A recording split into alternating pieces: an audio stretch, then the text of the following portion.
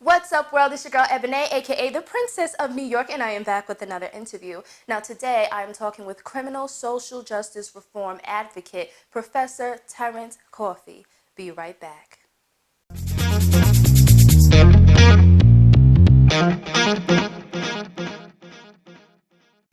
Welcome, Professor Terrance Coffie. Thank you so much for coming. How you doing? I am doing good. Thank you so much for having me here on the Ebonée Show. Did I say that Yes. right? Did I do Yes. that right? It's actually just Ebonée. Oh, But Ebonée. yes, Okay. like Wendy, Ellen, Ebonée. Ebonée, Got it. Ebonée. Ebonée. I got Yes, to do the hand thing? you got to, Ebonée. just Okay. so you remember, just Ebonée. All right. Well, thank you, Ebonée, for having me here. It's great to be here. And as always, I'm just really encouraged about the spaces and venues that have these conversations and individuals who give us an opportunity to really raise awareness around the subject matters of criminal and social justice reform here in America. Yes, yes. Now let's jump right into this. How did you become so passionate about criminal and social justice reform, and why are you so passionate about it? Wow, that is a great question. My involvement with with criminal and social justice advocacy and reform actually began with my own incarceration within the criminal justice system. Okay. A lot of my work surrounds reentry, the conditions, the social implications of what the system has impacted the Yeah. lives of so many people. When we talk about the 2.2 million individuals here in America, I was also one of those 2.2 million people who at a young age found myself beginning to go through the revolving door of our criminal justice system. And it was from there that I began to understand that our system of justice had a very different perspective on young black men and particularly the black community Yes. here in America. And I think that really, began when we go back to 1996, 94 with the 94 crime bill that was introduced by the then President Bill Clinton, as well as his wife, who made one of the most interesting statements and coined the phrase super predators. Yes. Yes. And at that time, we were at the beginning of what we now know as mass incarceration. But during that time, not America, not those individuals who were incarcerated, myself, we didn't understand the implications of what that meant to the lives, the communities, and to the future of what would transpire. And it was through my period of incarceration that I began to really understand what was happening.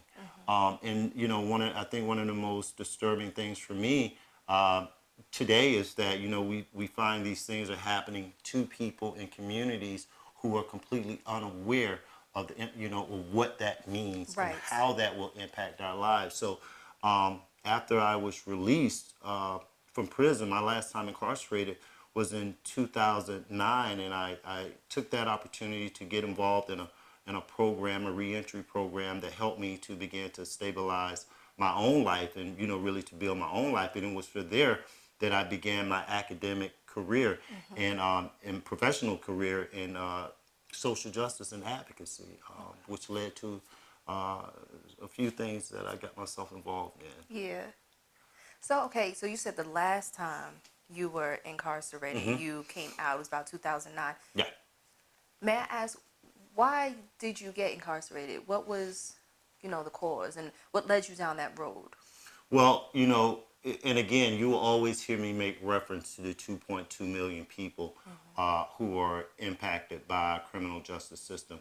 During that time, even today when we begin to think about opportunities that really are available to young black men in inner city communities, that wasn't, that was my reality. Okay. My reality, like so many others, was that we were in communities that did not have access to educational opportunities. We didn't have access to employment opportunities. We didn't have access to what we like to consider the American dream.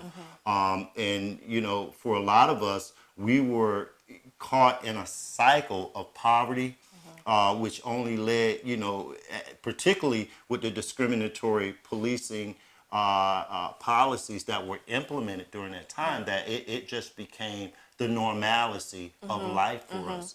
And for me, you know, like so many, it began with the selling drugs. It began with what comes with that lifestyle. And it became, like my man Tupac say, we live and die this. Yeah. And that was my understanding of the world, and that was my understanding of life. It wasn't well, you know, I'm gonna, you know, go off to college and, you know, build this. Right. None of that. And that opportunity wasn't afforded to No, you. that absolutely not at all.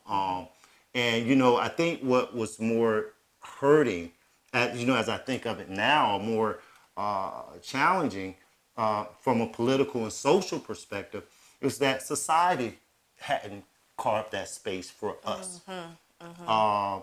Politically, that wasn't carved for us. What was carved for us politically, and I will always go back to this, when you hear individuals such as the First Lady at that time, who coined that phrase, super predators, and what that meant from a structural perspective was that individuals such as myself, when I initially, example, and I earned my GED while incarcerated. Okay. And one of the things that I remember from Malcolm X was one of the things he said, that education is the key to tomorrow's future for those who prepare for it today. And within the prison system, because around that time they discontinued Pell Grants and opportunities for educational resources or degrees. But I remember thinking, I have a GED, so somehow this was going to provide me the opportunity to access employment and educational opportunities. Right. And break this cycle. And break the cycle. Yes. That was the mindset. I remember getting out. I remember for the first time in my life, because I went to prison at 20. Okay.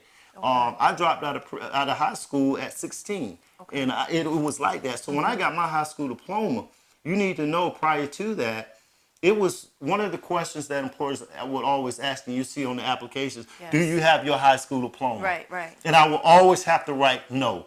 I would have to always know, and that always was just that thing that is really reflective of a lot of the data that we see now, when we find out that nearly 86.6% of our men and women who are incarcerated do not have their high school diplomas.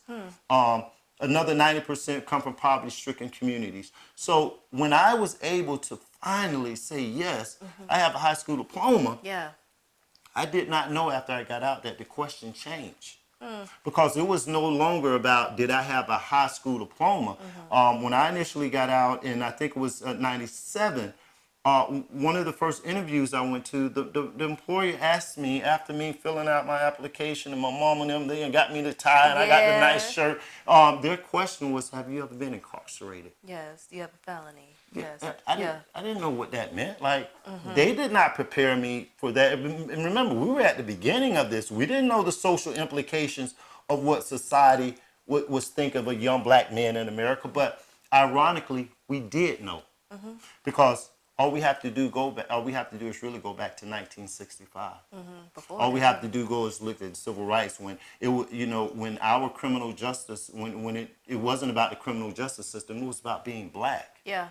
And what happened, and particularly in the work of Michelle Alexander's her book, The New Jim Crow, when she began to say that the same social issues that were being perpetrated against Black America was now being cloaked in this thing called the criminal justice system.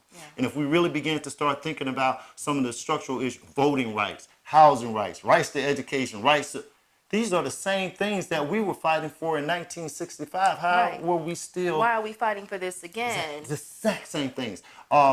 Florida in itself just passed Amendment 4 a few months earlier this year, And with the passage of, the right to vote that granted gave, I think it was 1.2 million people the right to vote who had criminal backgrounds, the GOP came right back around and wanted to introduce what we call the common day poll tax, where you're going to have to pay to vote.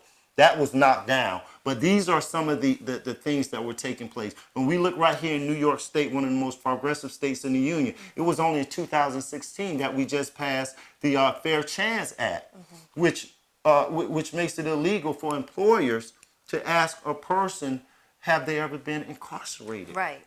Because how does that really bear on the quality of your work? Exactly. And the efficacy of your work and your work ethics? And it was one of the things, and we can think about Dr. King when he made a statement, do not judge a man by the color of his skin, but by the content of his character. So if we're talking about a criminal justice system that we realize today has been discriminatory to black and brown communities, if we really begin to look at a criminal justice system that even under George W. Bush that said that we believe America is a place for second chances, then how are we in a space in our day and age that a person is still being judged by their past and not where they're at today in life? So these are some of the fundamental, and I have to say fundamental because there are a lot of nuances in this conversation around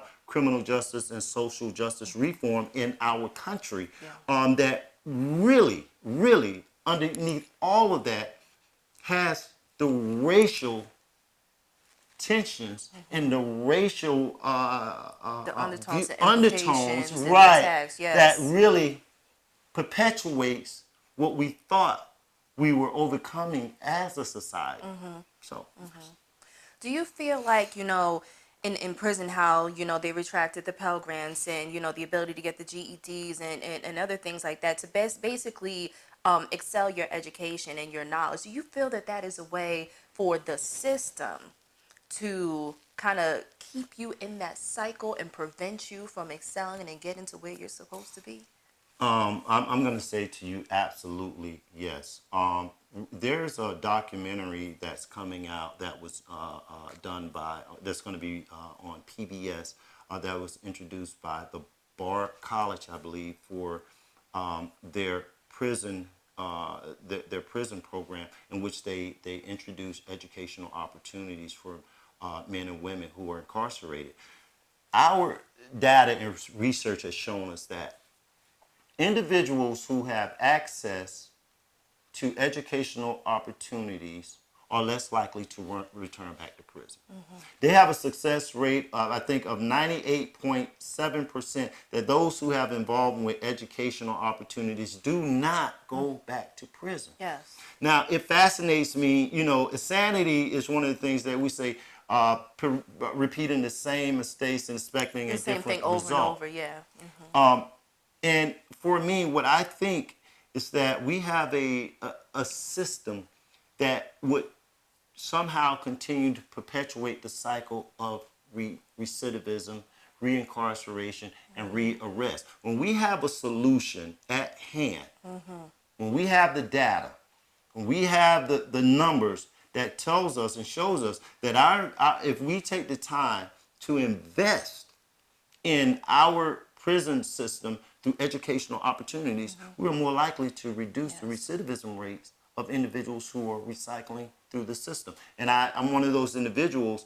I really don't say that from across the street, because I spent over 19 years of my life in and out of prison. I did 6 prison bids, and it wasn't until I got access to educational and employment opportunities that the trajectory of my life changed, which provides me the opportunity today to be in various spaces that I would never be. I would have never been invited to. Right. If they would have seen me there as a young black man, I would have been going out of handcuffs. It's the end of the story. That's how it is what it is. Regardless of what your actions or inactions were. Exactly. Just LWV, living while black. Exactly. And that experience, the idea of the criminal justice system is also reflective of the social implications of what race means in this country. Yeah. Because really, you don't have to be black to understand you don't have to be a formerly incarcerated person to understand the racial implications, like what you just said. When we start thinking, going to Starbucks while black, renting a Airbnb while black, barbecuing while black, Getting an education. getting while an black. education while black. Yes. A young lady sitting in I went to an Ivy League school. I graduated from New York University with my bachelor's and my master's degree, and I teach there, and et cetera, et cetera. And when I saw the report on the young lady, I can't remember what institution she was at. She was in a study hall sleeping, and because she was black, Yes, she I was- remember that. and I remember days of being in the study hall in New York University, and I just wonder what that would have been like for me. Now, me, I can handle some things because I done been there, done that on a whole lot of levels. Right. But what challenges me today, particularly with our young black youth and those who are seeking higher educational opportunities, is how do those experiences influence and impact their views of America? How does it impact their views of themselves in America? Right. Then we wonder where the racial tension comes from. We wonder where this attitude of I can't even say it, this attitude of resistance towards this idealism of the American dream and being part of this American society and this American culture, where that is complicated when it comes to black America. Far too many times that we see some great achievements happen here in America, and we say a black American for the first time in history, first time in history, first African American this, first African American that, and that is very indicative of a country and a society that is still plagued by the racial nuances that makes up this country called America for individuals.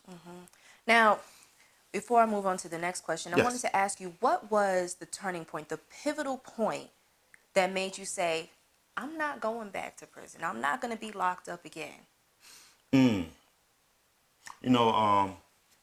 Over my professional and academic career, I've had the opportunity, as I said, to earn my bachelor's and my master's degree from one of the most prestigious institutions in the country. I now teach there as a adjunct professor. I have articles written in USA Today, and I've been blessed to be a contributing author to a lot of works. I founded programs, but I really have to say that the turning point in my life was when I enrolled in a reentry program upon my release, and a lot of people ask me, what was the highlight, or what was the turning point? And it was not earning the degrees, although I'm grateful for that. It was not the articles. It was not the award. It was the day that I graduated that program, because it was the first time in like 19 years that I had achieved something positive. It was the first time that I told myself that I was going to do something that was good, and I did it. And it was the first time when I graduated that program that it really set the stage for me to believe that I could do something more with my life. And it was also through that program that I found my purpose, to really want to help other men to succeed upon release, because it was one of the most liberating feelings for me to finally do something good. And it's kind of one of those things that when you're incarcerated, the only thing you think about is getting out. And we had to say, and a lot of my partners who understand where I'm coming from, we say, man, when I get out, man, I don't care if I got to flip burgers, I don't care if I got blah. We say that, we really mean that. Right. But the challenges. Right, it's hard. Because when you come out, no man. one wants to give you that No chance. one wants to give you the shot. Listen, you're talking about jobs at McDonald's, Burger King, that men who just want, just give me an entry level position, just something. But when you find those barriers and those walls that we continue to run into, they wear down the drive. They Yeah. wear down the spirit. And it's almost like you begin to understand, as Michelle Alexander said, we have been put in this caste system. We have been put to the side and regulated to a space in life where that's all we could ever and will, ever be, or ever will be, or even aspire to be. So for me, it was the day that I graduated that program, and it was the first time that I realized that I could do something more than just go to prison. Yeah. And that is particularly what led to me beginning to pursue my academic career. Do you feel like, and just going back just one more time, do you feel that, the elimination of these educational programs, do you think that the purpose of that is to kind of continue this modern day slavery, this cheap labor? Because if no one's in prison, because if we know that education and educating these men and women is going to most likely 7 times out of 10 keep these men and women, boys and girls, out of jail, they're not going to have this cheap labor anymore. Do you think that's what's behind it? We have to understand that the criminal justice system is an $80 billion industry annually. I'm not talking about no 1 year $80 billion. I'm talking about 80 billion, 80 billion, 80 billion, 80 billion. And there are a lot of people profiting Yeah. off this system. Yeah. There are a lot of people, like we say in the streets, eating off the backs of black and brown communities. And what you're describing is what we call the prison industrial complex. These are corporations, organizations, agencies that their livelihood is based upon that population being intact. So do I believe that there's a direct correlation between the lack of educational opportunities and access to Pell Grants and access to opportunities for men and women who are coming out of these facilities to keep them in a certain space? Absolutely. Yeah. Okay. When you no longer have a population that you can exploit, when you no longer have a system or the engine that makes that system go, then of course you're going to find ways and means to perpetuate that system. And I say that because, during the Emancipation Proclamation, when we did when we freed slaves, there's a saying in the black community. I think Spike Lee made one of his comments called 40 acres and a mule. Most people, they hear that and they don't really understand the implications of what that meant during that time. Right. What the advocates of that time understood and what they knew was that the 40 acres and a mule were going to be the resources that this population needed in order to build lives for themselves. Yeah. So the mule was it's going to be like the plow and everything, and the 40 acres is going to give them property, give them seeds, so they can learn to sustain and take care of themselves. Exactly, because what the advocates also understood clearly was that if we did not provide the necessary resources for this population to truly rebuild and sustain for themselves, that the same population would be exploited by the exact same system in which we said we freed them. Right. America didn't learn this lesson because that's where we can introduce your black codes. This is where you introduce your pig laws. This is where Jim Crow derived from. And what it did was arrest. And that's the interesting thing about African Americans in the criminal justice system. Our relationship with the criminal justice system wasn't birthed until that happened, because we were already in slavery. Let's clear that. I don't know why people miss that. We were already in slavery. So our transition from freedom, which we had, a good 20, 10, 15 years to when they created the law, it started putting us right back in those systems in which we were the economic engine for the southern states as well as here in the north. Let me be clear about that so nobody don't get this confused. Which perpetuated that cycle. So yes, indeed, what I believe is that when we're in the United States right now, we are truly in a state of decarceration. We are truly in a space where we just had the First Step Act that was signed in law by bipartisan support with Donald Trump. And one of my greatest critiques of that legislation is that we're understanding the discriminatory practice of our criminal justice system. We're understanding how that system has worked in the most negative way towards black and brown communities. Now, what's happening, we're releasing people. We just had a mass release of 3,000 people. But what the problem is, the investment in reentry programs to assist that population when they're being released has failed. Right. We allocated $285 million to an $80 billion industry. So what that tells me as a researcher, as a professor, as an analyst, what that means is that individuals will be released. But what this system will do is it's what we call political makeup. It's political mascara. They're going to say, see what we did on behalf of these people. We released them, et cetera, et cetera. But we're not providing the resources for this population to rebuild their lives. Yeah. We're still struggling with just the idea of having educational opportunities in prison. It costs $9,000 to give an incarcerated person an education over the period of time that they're going to be there that will lead to that individual building a prosperous life, as opposed to $69,000 a year right here in New York, if I'm not mistaken, just to incarcerate the individual.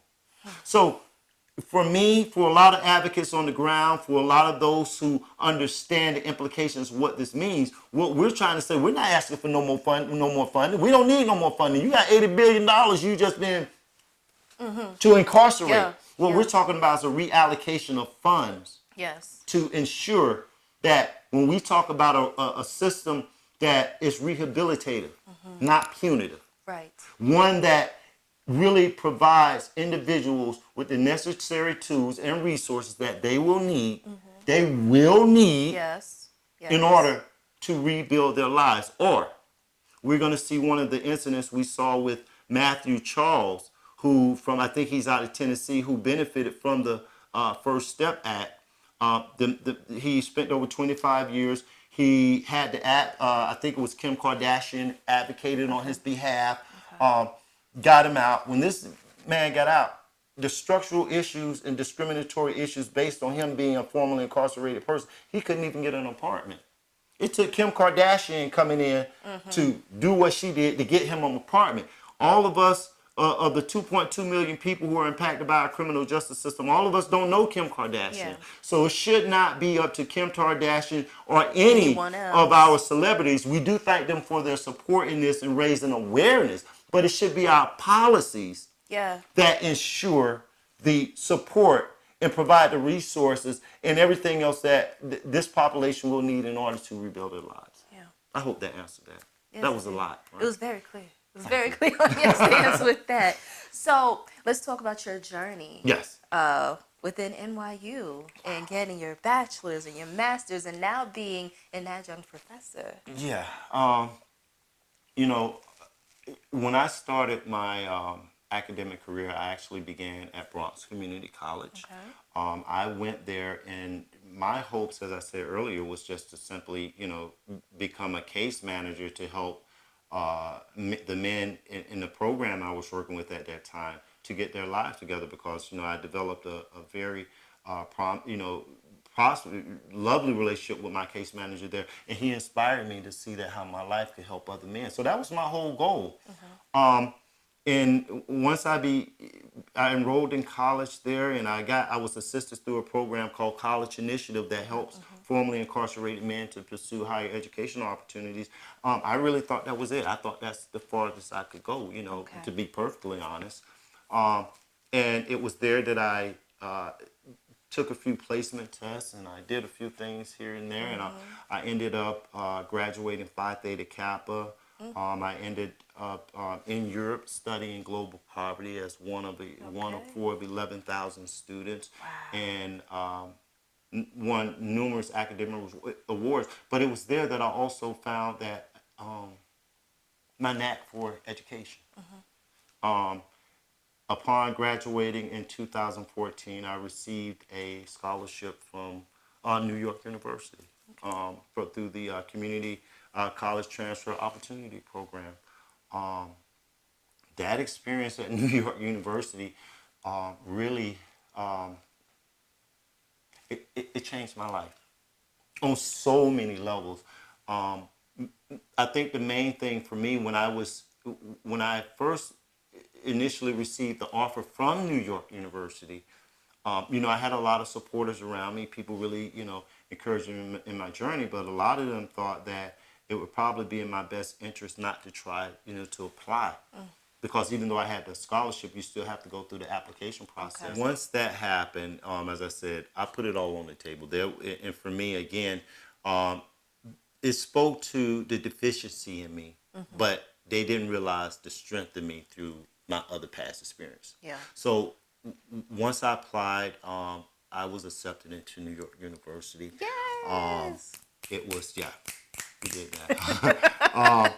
And for me at that point in time, once I was accepted into New York University, it wasn't even about just being accepted there, because for a lot of people who I share my journey with and who know my work, it really wasn't just about being accepted. It was about making a difference at that point. Okay. It was about letting speaking to the value and the potential and the capital of those individuals who were impacted by the criminal justice system, because I think that, again, it was easier for people to say that he was formerly incarcerated than just to say he was black. Right. But all of it is just synonymous to me. Right. So what you were really saying is that I was not good enough one way or the other. From there, I really dedicated myself to my academic career, because that gave me opportunity, it gave me purpose, and it gave me something to drive on. So from there, I went on to earn the President's Service Award, Social Justice Award in Leadership. I earned my, as I said, I earned my bachelor's and my master's. I won that 2 years in a row with the social justice, as well as being named the NSAW Student of the Year.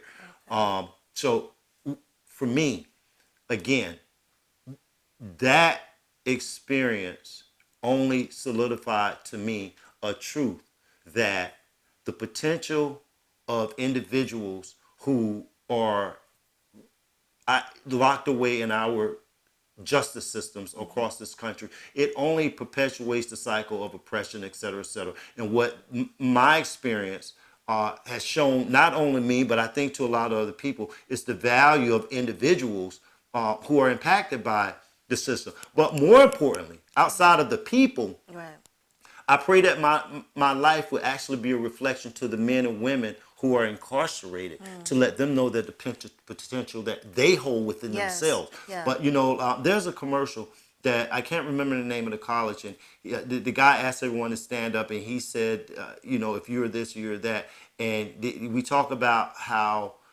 potential and opportunity. Potential is given to everyone. Opportunity isn't. It's not. No, it's not. And my goal through my work and what I do is to ensure that opportunity is given to communities and individuals who have been impacted by the criminal justice system. It's important to me that we understand that the lives of those individuals locked away in these cages, based upon whatever they want to call it, whether you want to call it discriminatory practice, sentence, whatever you want to call it, really don't make me a difference at this point, because what it fundamentally goes back to is the attitude and racial undertones of a society that perceives a particular race of people as inferior to who they are as a people. Yes. And my goal, and I pray that my life is an example not only to society, but also to those individuals who are, locked away in our criminal justice system. Because, a lie is a lie. And the worst thing about a lie isn't the person who tells the lie. It's the individual that believes the lie to be truth. If I believe all I could ever be is this, and this, then I'm not even going to strive to do nothing else. I'm not going to believe nothing else. Because historically, over the years, the society has told us all we wore was dump, dump, dump, dump, dump. Yes. Forget about the individuals who were just formerly incarcerated or incarcerated. We're talking about individuals who never saw the inside of a jail cell, who are sometimes demeaned in a way that does not recognize who they are as individuals. And I think that until America comes to terms with that part of itself, the justice system in which we see today, it will always have its things, because we're not seeing the people who are impacted by our system through the eyes of equality as a human. We're seeing them through the eyes of prejudice and racism and all these other things that justifies the things that we do to certain people. That's what a person, and that's how we can sometimes pass policies out of fear. Yeah. That's how we can communicate with people and have policing practices, because we don't see people as humans. So I think that a lot of our policies, and that particularly when we start thinking about the 94 crime bill, but way before that. But, if I'm going to focus on just the criminal justice system, we can see where that actually began with the 94 crime bill, although we could go back to the Nixon administration where we found out blacks were being criminalized based upon being blacks, et cetera, et cetera, et cetera. So my work at New York University, and the things that I was fortunate to do once I graduated, and particularly during that time, I had an opportunity to work with Michelle Alexander on the community review of the new Jim Crow. Okay. I had an opportunity to travel to Washington to work under the McSilver Institute for Research and Policy with some of the top students in the country. Wow. And again and again and again, what my goal and my objective in my work is not only to create and influence policy that governs and dictates the lives of a system that impacts people of color and those who are impacted by the criminal justice system. But again, one of my ultimate goals is to really utilize my life in a way that individuals who have been, historically marginalized, who have been historically demonized, who have been historically criminalized, will begin to see themselves as see themselves in a different light. Yeah. And we don't continue as a people to accept the lie of what somebody has already told me, and I don't say that lightly, because for 19 years of my life, I believe that lie. Yeah. That lie. I need to tell you, my tech guy, Alex, he knows I'm a big Tupac fan. Yeah. I'm Tupac. Like, listen. Yeah, this mentioned me against Pac the and world. Jay What? a couple times already. What? Listen. Yes. I put on looking at the world, staring at the world through my rear view, and I'm dead sick because I live that. I know what it is to for a society to condemn a people, particularly young black males. I was part of that. And I can see where our lives are politicized.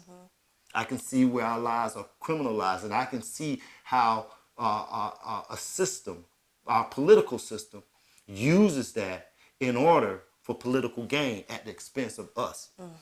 So for me, it's very important that the men and women who are impacted by this criminal justice system, it's very important that black and brown communities understand the value of who we are in this space. Yes. What do your syllabi look like? Oh, my syllabi. Oh, yes. my God. If I were in your class, what would my syllabus look like? Oh, my God. I teach forensic justice and problem-solving courts to graduate students at New York University. Okay. A lot of what my curriculum and my syllabi entails is understanding the history of our criminal justice system. Okay. It's very important for me that my students understand where this began. Because a lot of times we can begin to attempt to address issues or talk about issues or whatever you want to call it without understanding the context of how we got there. How do we get here? You have to know your history so you can don't repeat certain things. So initially I really began, as I said to you earlier, I began with the history of the criminal justice system in regards to African Americans, because it's important for me that my students understand where this was birthed from. I usually like to go into different areas of the criminal justice system, when we start thinking about immigration laws, when we start thinking about the juvenile justice system, when we start thinking about the LGBT community. Because what I'm trying to do is help them understand what discrimination looks like. Yeah. Yeah. That's my main thing. Yeah. I like them to understand what it is to be treated different based upon gender, race, religious identity, et cetera, et cetera. So by the time we get to the area of forensics, they have a better understanding as to what justice and injustice looks like. Yeah. Justice, Our Lady Liberty supposedly has a blindfold over her eye, Right. supposedly, but that's a fallacy. And I do not believe in idealisms of justice. I believe in the reality of justice. Yeah. Because justice is seen through the eyes of men and women who have made up the laws that govern our society. And until the perceptions of those individuals that mete out justice is met, I think that we will continue to see a system of injustice. Yes. Cloaked injustice Yes. with that whole mix up. So right now, as I said earlier, we are in a state of decarceration across the country.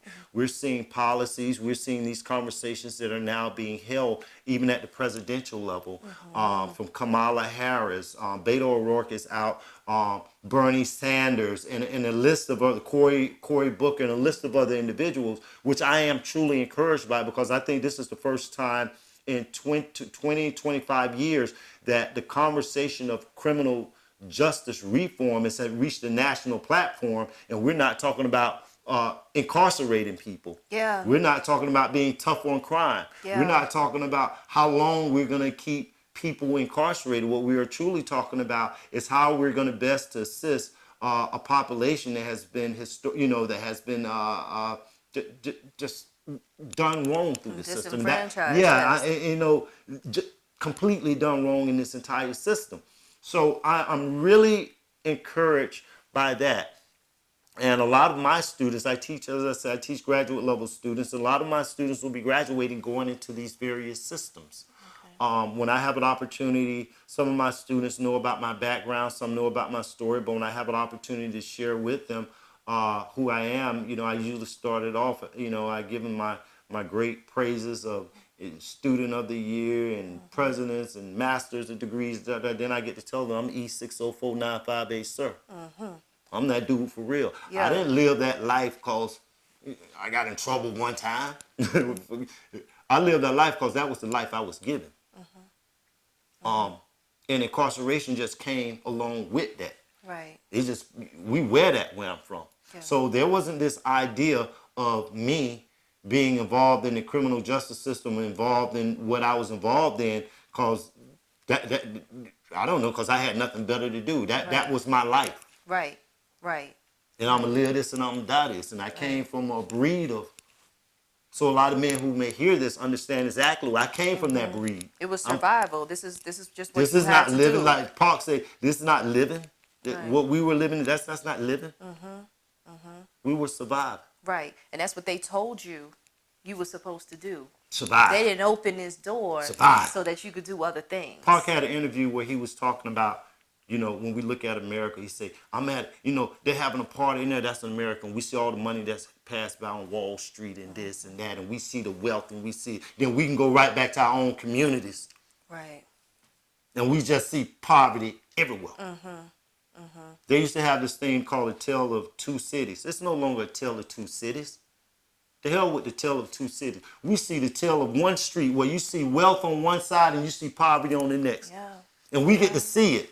Yeah. We get to see everybody eating salami and everybody just throwing sandwiches But right everywhere. across the street. But right across the street, we just fight for little chunks of cheese. Just let them eat cake. so how do you think we're going to knock on the door, let me in through opportunity, let me in through this? Sooner or later, I'm going to stop doing all this asking. I'm just going to go and try to get it. And that's where I'm at.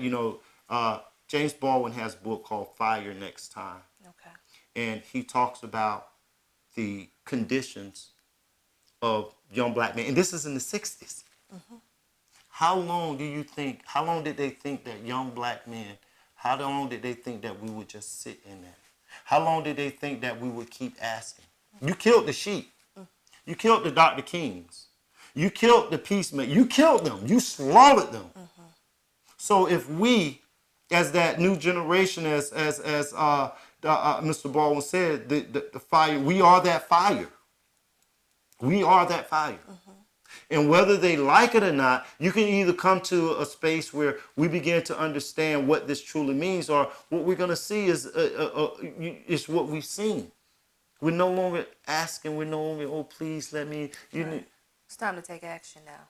It's And time what to I've take tried, action. right, and my hope now is to redirect that action where it does not become detrimental to our futures. And continue to rehabilitate the rehabilitated. Right. So now I want us to take action through intelligence. Yeah. I want us to take action through our men becoming educated.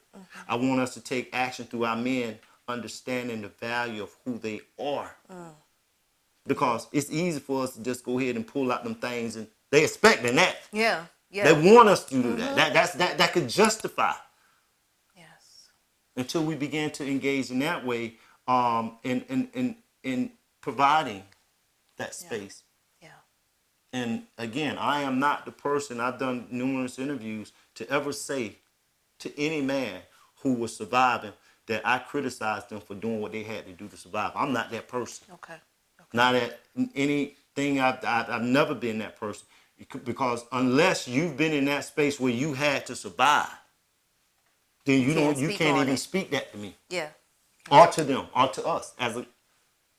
That's just where I'm at with that. Right. What else are we working on right now? Oh wow, wow, that's Well, one of the first projects that I am now, it's a continuation. It's my work with Michelle Alexander on a documentary called Cage Roses, where it focuses on the conditions of the juvenile justice system. So this is one of the areas that I'm focusing on now with that project. And also, I have now connected with Garrett Jones. He's a former Houston Texan out in Texas, and we're going to be working on a documentary. I mean, not on a documentary, on an upcoming conference called the Credible Messengers Conference 2020 campaign. And what we've done through my work with Educate, Don't Incarcerate, J City, Fresh Start, and a host of other organizations that work directly with communities and individuals who have been impacted by the criminal justice system. We're going to be hosting a conference surrounding criminal justice reform. One of my goals and objectives in the work that I do today, there's one of my great individual who really influenced the work that I do, Glenn Martin.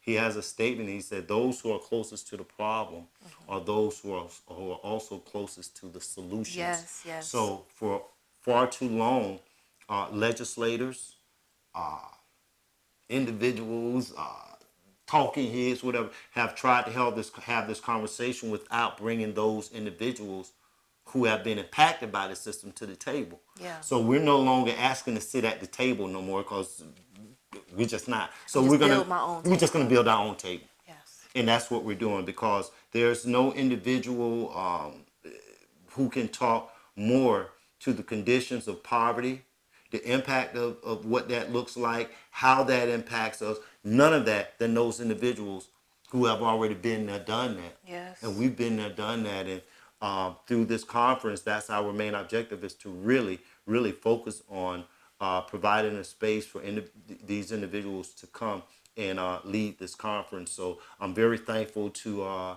Mr. Jones and the Houston Texans and the Players Association of Houston out there for supporting this. So that's the one of the main projects I'll be working on.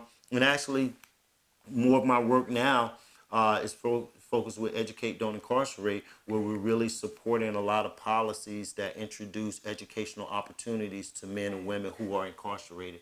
Because again, for me, my life, I'm so honored to be sitting here with you. I'm so honored for all of this. But Terrance Coffie's life shouldn't be an anomaly. My life should not be an anomaly when we think about the potential of so many other men and women who can, if given the opportunity, who's going to do far more than Terrance Coffie. Yeah. I've met so many men and women throughout this work I've done who I know are way beyond me.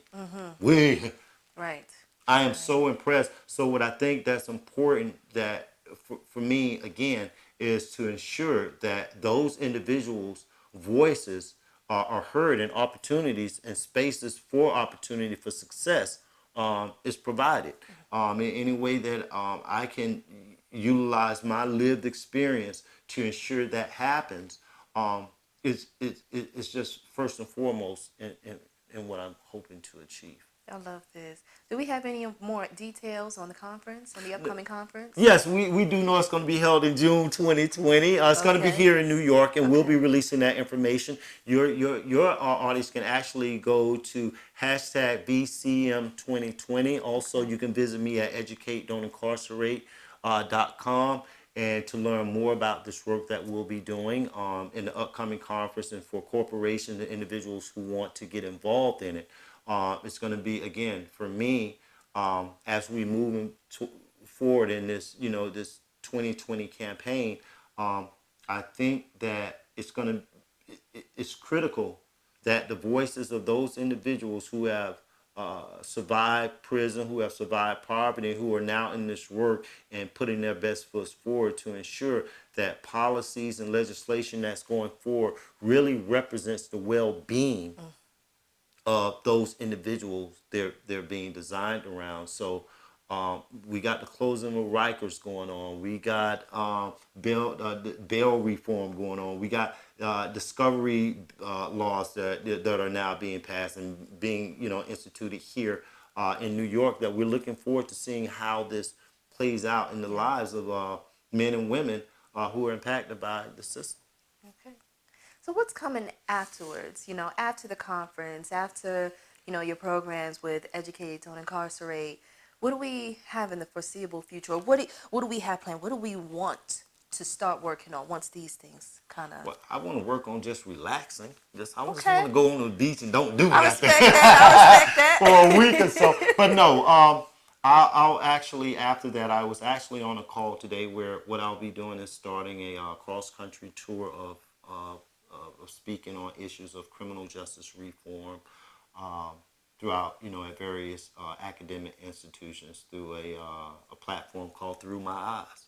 Okay. And Through My Eyes really talks about my lived experience and the value of education and how that changed my life and gave me an opportunity to really be in spaces that, as I said earlier, that I probably would never have had the opportunity.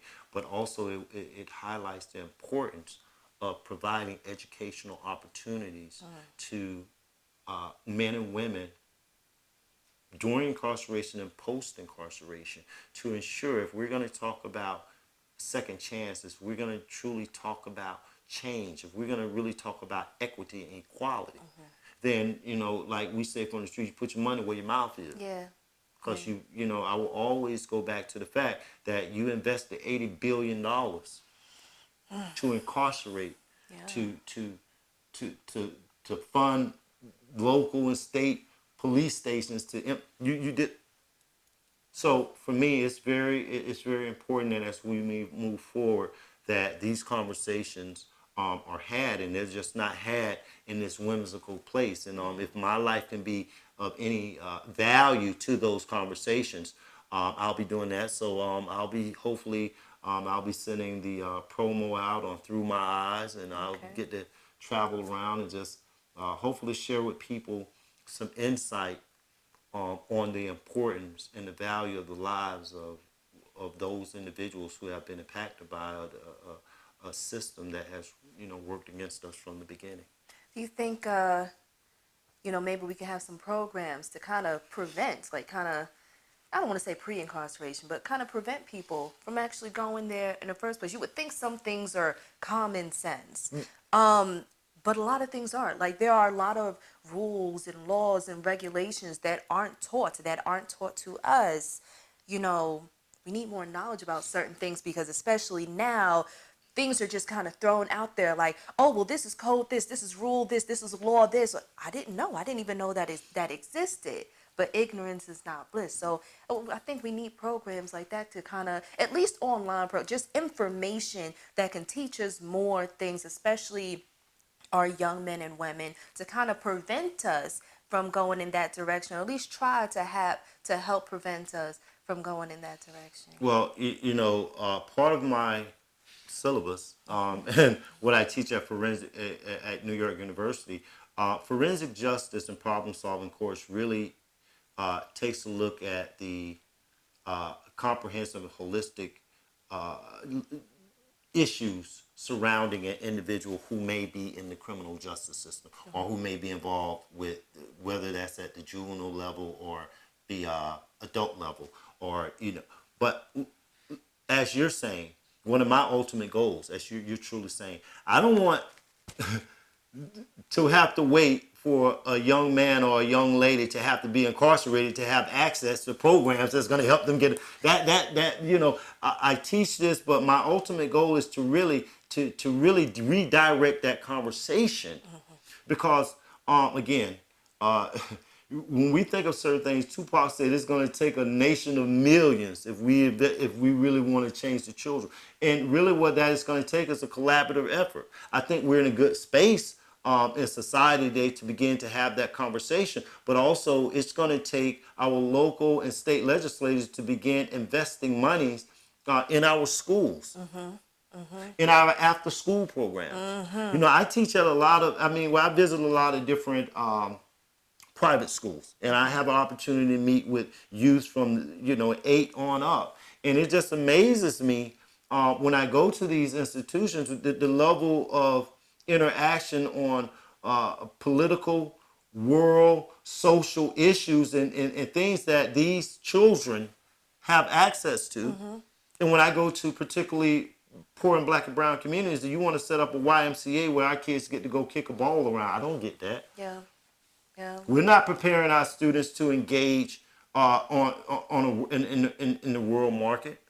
We're not preparing our children to engage at that level. And for me, I'm like you. Right now, one of my hopes is to really begin to develop programs and work with organizations, because those programs are there. Okay. The funding isn't.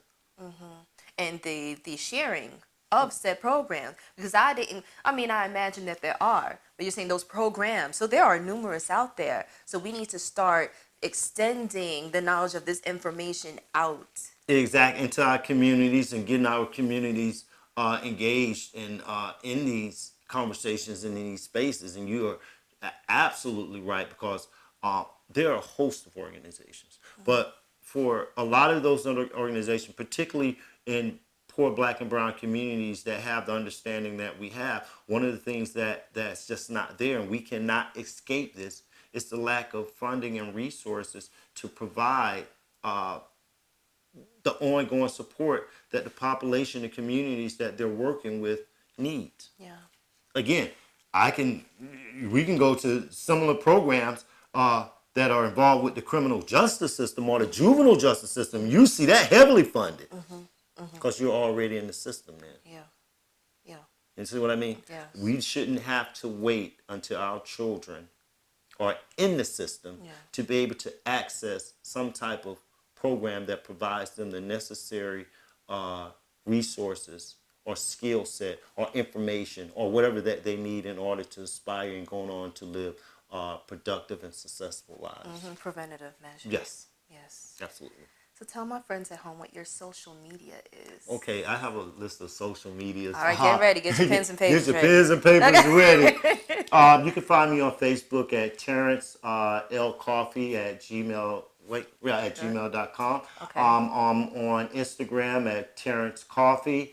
I'm on Twitter at Terrance Coffie. See, mine is real simple. I'm real simple. And also on Twitter at the same Terrance Coffie. You can also find more about our upcoming conference for our Credible Messengers Conference 2020 at #BCM2020.